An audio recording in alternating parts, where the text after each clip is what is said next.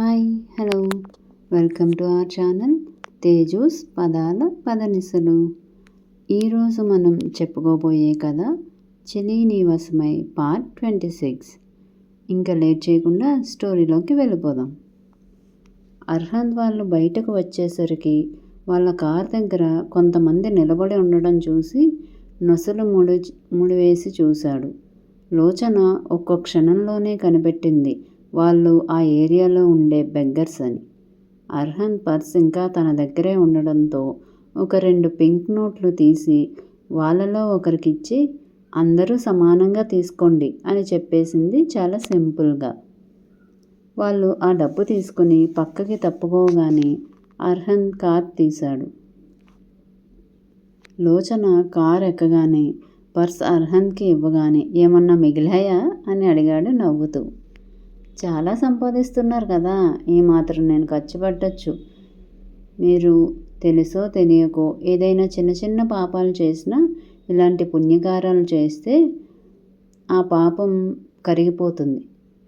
రాబోయే తరాలు మనం చేసిన పుణ్యం వల్ల మరింత వృద్ధిలోకి వస్తాయి అంది.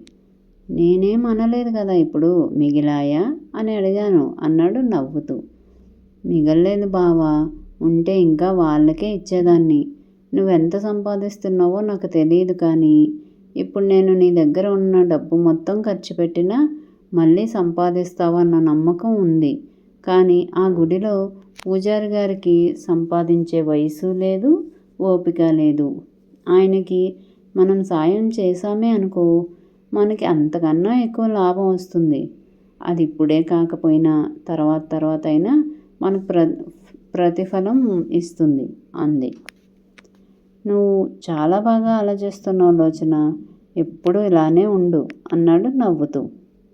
నేను ఎప్పుడు ఇలానే ఉంటాను కదా నవ్వుతూ అంది లోచన. కల్మషం లేని లోచన అమాయకత్వం చూశాక శారదకి భయం వేసింది. రాజేశ్వరీదేవి ముందు కోడలు నిలబడగలదా అన్న భయం అది. ఆవిడతో కాస్త జాగ్రత్తగా ఉండాలని, కోడలికి ముందు జాగ్రత్తలు చెప్పాలని అనుకుంది. శారద ఆ ఆలోచనల్లో ఉండగానే వాళ్ళు ఇంటికి వచ్చేశారు. ముగ్గురు ఇంట్లోకి వచ్చేసరికి రాజేశ్వరీదేవితో పాటు జీవిత, చక్రపాణి అక్కడే ఉన్నారు. భర్తని చూడగానే శారదకి అడుగు తడబడింది. తనని తాను కంట్రోల్ చేసుకుని పూజ సామాన్ లోపలికి తీసుకెళ్తుంటే, ఎక్కడికి వెళ్ళావు శారద అని అడిగాడు కాస్త కోపంగా. లిఫ్ట్ దగ్గరకు వెళ్ళిన అర్హంత్ ఆగి వెనక్కి తిరిగి చూశాడు. గుడికి వస్తున్నామండి సమాధానం చెప్పింది శారద ఒకవైపు కంగారుగా ఉన్నా. లాగిపెట్టి కొట్టాడు చక్రపాణి. స్థానువే అయ్యింది శారద.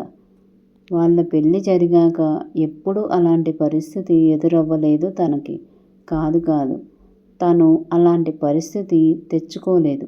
కానీ మొదటిసారి భర్త తన మీద చెయ్యి చేసుకున్నాడు, అది కూడా కోడలి ముందు. ఆవిడకు చాలా బాధగా అనిపించింది. చక్రపాణి, ఏం చేస్తున్నావు? రాజేశ్వరీదేవి కోపంగా అడిగింది. ఆవిడకన్నా ముందు వచ్చిన అర్హంత్ తండ్రి ముందు పొగరుగా నిలబడి, అదే దెబ్బ ఆవిడ తిరిగి వేస్తే మీ పరిస్థితి ఏంటి? పదునుగా వచ్చాయి అర్హంత్ నోటి నుండి ఆ మాటలు. అప్పటికే అతని కళ్ళు కోపంతో ఎర్రబడ్డాయి. వెనక్కి తగ్గలేదు చక్రపాణి. నా భార్య నా ఇష్టం, కొడతాను, అవసరమైతే చంపటానికి కూడా ఆలోచించను అన్నాడు పొగరుగా. అవును, మీకు చంపటం చాలా తేలిక. కాదు అలవాటు. కానీ నాకు అలవాటు లేదు. నా తల్లి మీద మరోసారి మీ చెయ్యి పడితే అలవాటు చేసుకోవడానికి క్షణం కూడా ఆలోచించను. ముంజేతి మీద ఉన్న బంగారం కడియాన్ని వెనక్కి పెట్టుకుంటూ పిడికిలు బిగించి మరీ చెప్పాడు అర్హంత్. కన్నా, నువ్వేం మాట్లాడుతున్నావో తెలుస్తుందా? రాజేశ్వరీదేవి కోపంగా అంది. ఇక్కడేం జరుగుతుందో నీకు తెలుస్తుందా? ఆవిడ వైపు తీక్షణంగా చూస్తూ అన్నాడు అర్హంత్. వాడి కోపంలో న్యాయం ఉంది. ఒక్క మాట చెప్పి వెళ్తే బాగుండేది. అసలు ఏం జరిగిందో, వాడికెందుకు అంత కోపం వచ్చిందో తెలుసుకోకుండా నోరు జారుతున్నావు అంది కోపంగా. కాదు, నీ కొడుకు చెయ్యి జారాడు. అదుపు చెప్పుకోవడం నీకు చేత కాలేదు. కాదు నీ కోడల్ని వెనకేసుకురావటానికి నీకు నీ అహం అడ్డొచ్చింది. ఆయనకి చెప్పలేదు, కానీ నీకు చెప్పే ఉంటుంది కదా. అత్తగారి అడుగుజాడల్లో నడిచే ఆదర్శ కోడలు కదా. నువ్వు మాత్రం ఆదర్శ తల్లివి. కొడుకు తప్పుని ఎత్తి చూపించకుండా వెనకేసుకొస్తున్నావు. కళ్ళు ఎర్రజేసి అన్నాడు అర్హంత్. అది కాదు కన్నా, అసలు ఏం జరిగిందో తెలుసుకోవెందుకు? మీ నాన్న ఏదో ఆవేశంలో చేయి జారాడు. నువ్వు కూడా ఏంటి? అంది రాజేశ్వరి విసుగ్గా.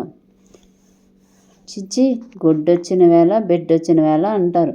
మహాతల్లి అడుగుపెట్టింది ఇంట్లో గొడవలు మొదలు. ఇంట్లో మాత్రమే కాదు, మన పరువు బజార్కి కూడా ఎక్కింది.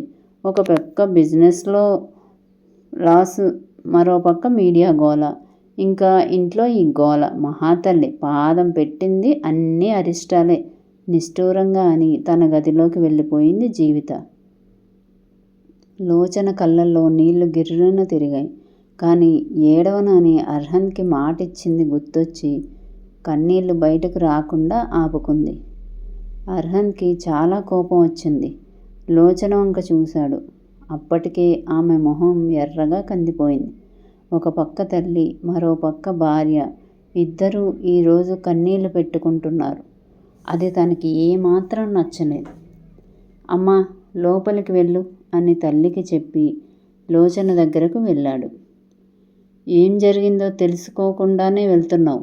ముందు ఆ దరిద్రాన్ని వదిలించుకుంటే గాని నీ నెత్తిన ఎక్కిన దెయ్యం వదిలేలా లేదు అన్నాడు చక్రపాణి కోపంగా. వెళ్తున్న దారిలో కనిపించిన ఇత్తడి షోపీస్ని విసిరిగొట్టాడు అర్హన్. అది కాస్త చక్రపాణి ముందు ఉన్న గ్లాస్ టీపాయ్ మీద పడింది. బల్లున చప్పుడు చేస్తూ పగిలిపోయింది అది.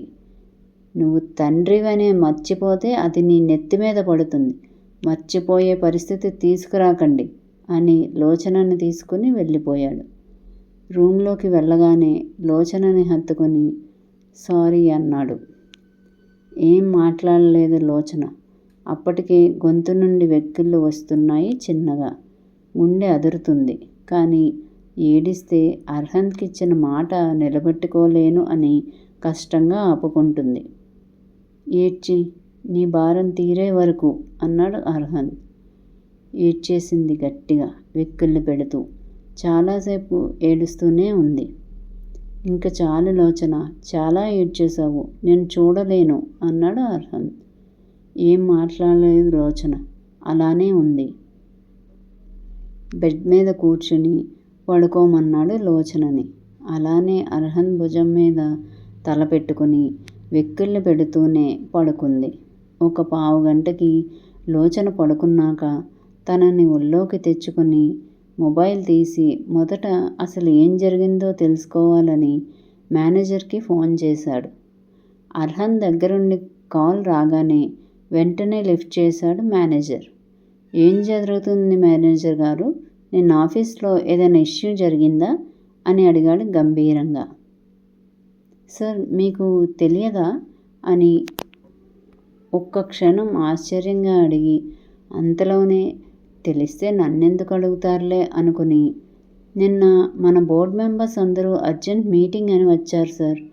చక్రపాణి సార్ వచ్చారు కానీ సార్ మాటలని వాళ్ళు వినలేదు. మేడం కూడా వచ్చారు. మేడం మాట కూడా వినలేదు. చివరికి మన కొత్త బిజినెస్ ఎక్స్పోర్ట్స్ అండ్ ఇంపోర్ట్స్ నుండి వాళ్ళు తప్పుకున్నారు అని చెప్పాడు మేనేజర్. అవునా? కానీ కారణం ఏంటి అని అడిగాడు అర్హన్. కారణం మీ పెళ్ళి అన్నాడు అతను. మా పెళ్ళినా? ఆశ్చర్యంగా అడిగాడు అర్హన్. మరిప్పుడు ఈ ప్రాబ్లంని ఎలా సాల్వ్ చేస్తాడు అర్హన్? తెలుసుకుందాం నెక్స్ట్ పార్ట్లో. మా వీడియో కనుక మీకు నచ్చినట్టయితే లైక్ చేయండి, కామెంట్ చేయండి, సబ్స్క్రైబ్ చేయండి, బెల్ కొట్టండి.